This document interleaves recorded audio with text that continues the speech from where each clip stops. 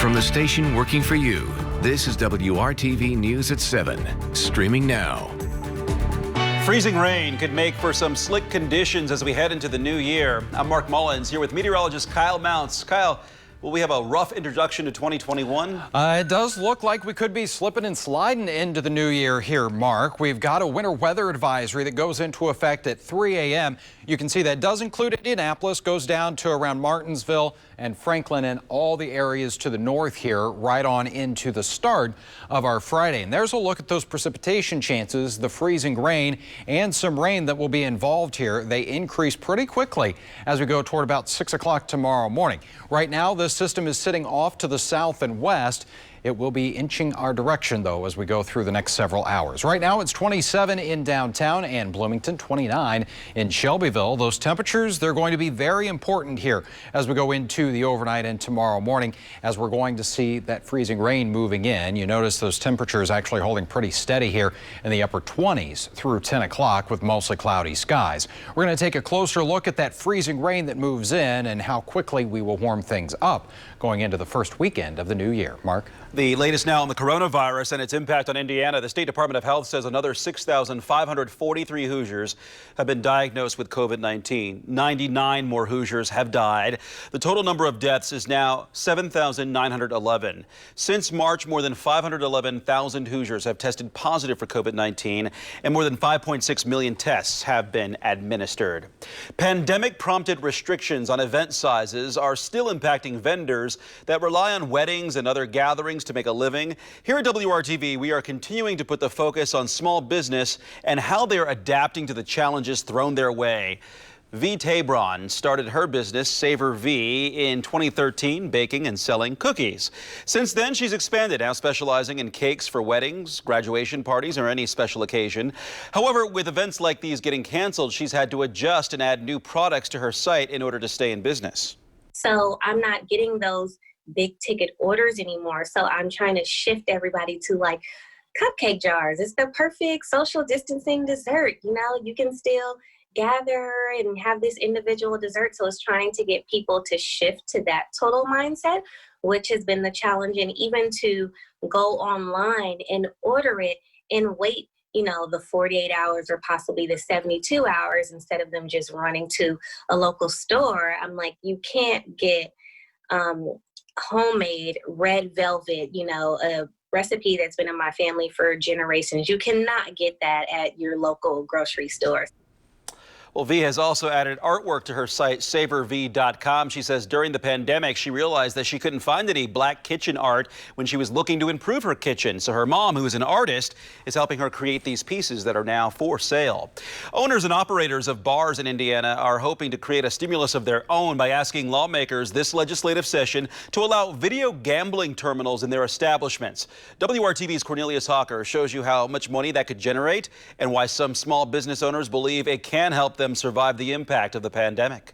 The names of more than 900 businesses and owners filled this petition to the General Assembly, all of them asking to allow video game terminals in restaurants and bars. This is a way to really help out local businesses, and I hope that that's where the heart is this year. Brad Kloppenstein, president of the Indiana Licensed Beverage Association, says businesses are hurting, and video gaming could turn some of that around, allowing local businesses to cash in on the gambling that's already taking place in our state. We've had gaming in Indiana with the lottery and horse racing since the late 80s, but now you can pull your phone out and sports bet from anywhere in the entire state of Indiana. Definitely that would help out tremendously. Matthew Pavorsnik knows video gambling would bring in money because he owns Flat Rock Tap in Hammond, Indiana, just a few miles away from Illinois, where video gaming is legal. I talk to the other owners across the state line and see the revenue that they are producing. That's why he signed on to this petition, hoping to help save many small businesses by creating another stream of revenue. I think a lot of places are going to be closing if we don't have this come through. This really is going to help the small kind of mom and pop bars, the ones that have really been hit hard by the pandemic. Our estimates are, give or take, about $100,000 per establishment per year. Working for you, Cornelius Hawker, WRTV. The revenue made from video gambling would be split between the bar owner, the company that owns the machines, and local municipalities. Lawmakers will consider the bill when the legislature goes back to work next week. New Year's Eve is one of the busiest nights of the year for 911 dispatchers in Marion County. They're asking you to use discretion when calling 911 tonight to keep those calls to true life or death emergencies. Call 911 if you see a suspected drunk driver, someone firing a gun, an assault or disturbance, or a medical or fire emergency. Call this number, 317-327-3811. It's on your screen. Use that number to report illegal fireworks or loud parties. A lot of things have taken a tumble in this year of the pandemic, but the housing market is doing well, especially for one particular segment of our society. That story when WRTV News at 7 continues. /Jefferson Awards. The housing market has thrived during this pandemic, with home sales up to a 14-year record high. Also at a record high, the growth in buyers from historically disenfranchised communities. Alicia Nieves shows what measures are being put into place to ensure continued growth in minority home ownership.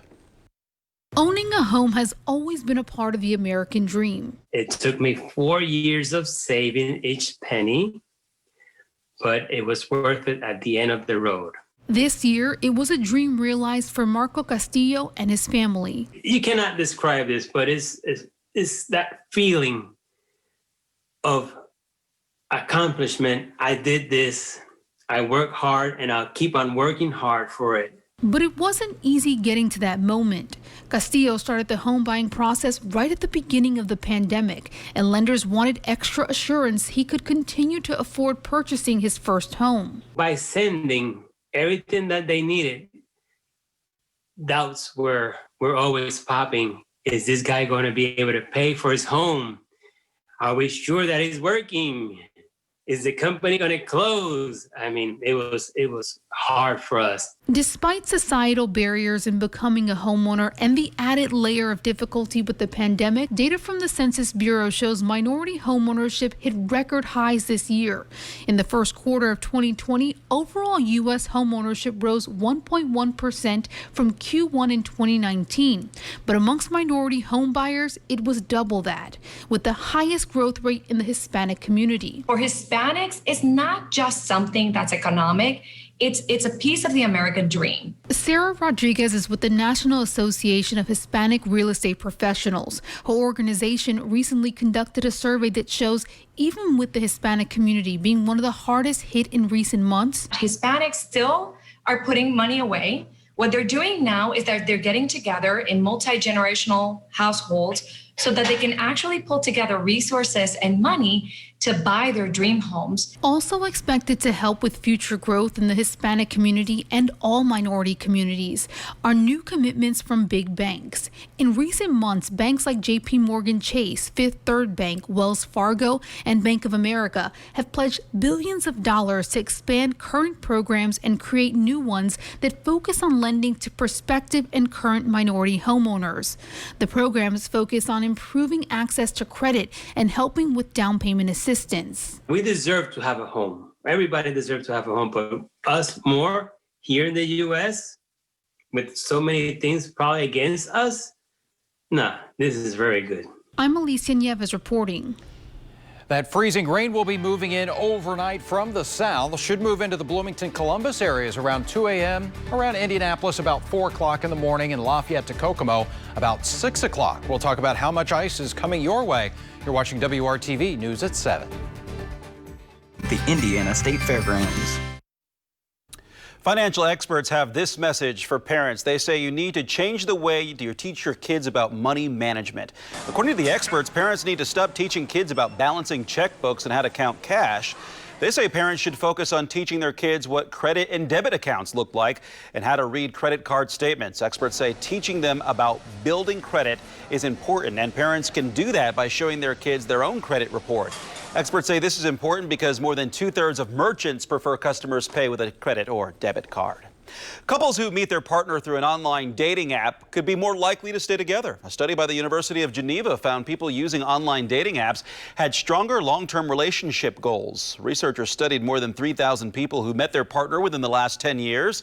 Those who met through a dating app were more committed to sharing a home and starting a family than couples who met at a bar or at work. There you go. I was waiting on my weather computer to load here. I wasn't paying too much attention, to be honest with you. But we made it. We got TrueCast here for you this evening. We got a little bit of a mess coming our way, though, as we go to 5 o'clock in the morning. All that pink representing where we'll have the freezing rain. And there it's kind of widespread as we go to about 6, 7 o'clock in the morning. Now, temperatures will be warming as we go through the morning hours from the south. So we'll start to see that transition and things will improve to just plain old rain here around Bloomington, Seymour into Columbus areas as we get to about 9, 10 o'clock in the morning. Still dealing with some of that freezing rain, though, around Fishers and into Lebanon, certainly in Lafayette and Kokomo, and it may not be until the early afternoon that some northern communities do start to thaw out a little bit and that ice begins to melt away. Most areas, though, again, about 1/10 of an inch or less. Once we get northern communities, though, Lafayette, possibly into Frankfort and around Kokomo, Hartford City could see about 1/4 of an inch of ice out there. Won't cause us any power outage problems, but certainly it's going to be a little messy as we start off 2021. Beautiful view, though, of the Circle City tonight with that temperature of 27 degrees, 27 in Lafayette and 29 in Bloomington. I think temperatures will hold pretty steady here as we go to midnight tonight and get ready to bring in the new year. We're in the upper 20s at midnight with mostly cloudy skies, so we're still dry through then. There's your low of 28 in Indy, 25 in the Richmond area, with some of those slick spots developing. Our Friday forecast, a little bit of that mix in the morning. Temperatures still around freezing here as we get to 8 a.m. Then we should start to see that climb ever so slowly. About 36 degrees by 11 a.m., 38 at noon, and we'll get into the lower and middle 40s for that afternoon high. And at that point, we'll be dealing with rain. So this is a look at how much rain is coming our way, not freezing rain and not ice, but good old liquid rain. We're talking about 1/2 inch to possibly 1 inch of wet weather that's coming our way. This weekend, temperatures will hold around 40 degrees. So that's a little above average as we start off the new year and move into the month of January. We may see a few rain or snow showers, though, Saturday night into Sunday morning. Right now, it doesn't look like that would be a big deal as far as impacts for us, but we'll keep an eye on it. Temperatures around 49 tomorrow, but that's probably not going to happen until tomorrow night. Much of the day will be in the 30s and middle 40s, around 40 for the high on Saturday and Sunday. Next week, we'll actually see those temperatures coming up a little bit. We're in the lower to middle 40s, so numbers that are about 10 degrees above average, and another chance for some showers as we get into Thursday. Stay with us. We'll be right back here on the news at 7. Payments, no interest for 12 months. We are just a few hours away from the beginning of a new year, and for many of us, the new year, new me mentality is in full swing. But the pandemic is making our health goals a bit of more of a challenge.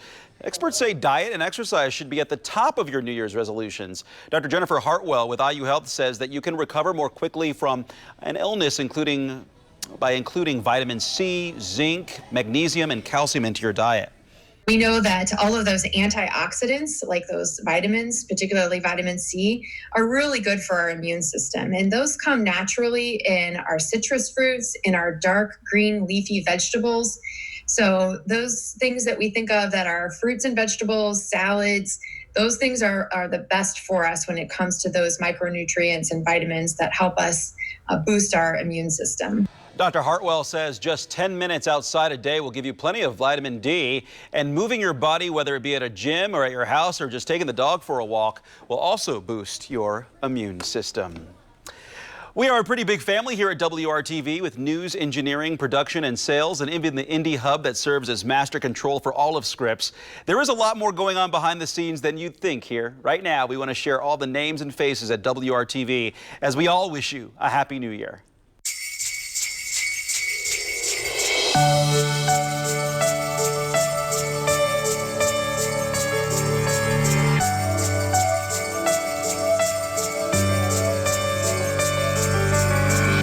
I can't believe it's been another year. Time goes by so fast. It was a tough one, yeah, we shed some tears, but you reminded me to laugh. Wanna raise a glass, wanna get my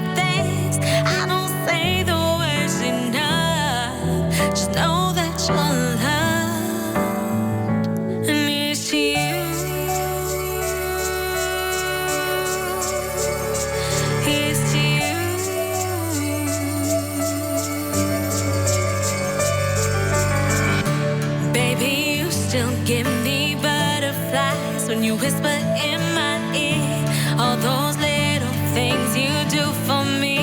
Show me that you care. So pour this champagne, it's a special day.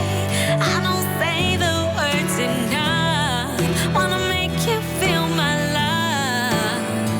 So it's to you,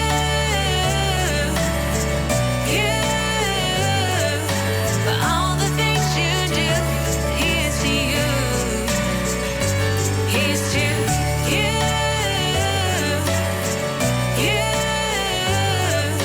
You made my dreams come true. Here's to you. After all this time, our love is as strong as the day I met you. I just wanna thank you from the bottom of my heart. It's true. Ooh, here's to you. Here's to you. Here's to you.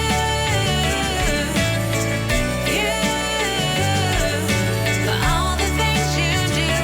Here's to you. Here's to you.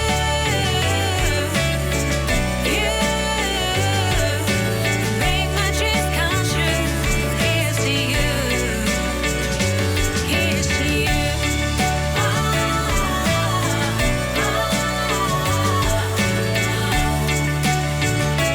Here's to you.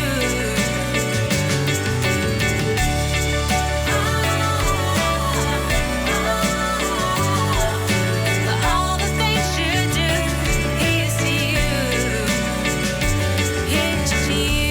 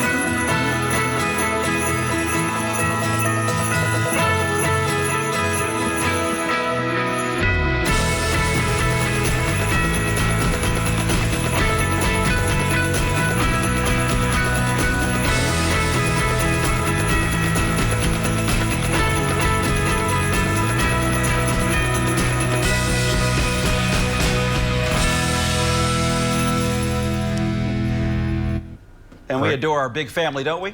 Yes, we do. We've got some slick conditions as we get out there first thing in the morning. That freezing rain mark moving in after 2 a.m. All right, that is it for us here at 7. We'll see you back here tonight at 11.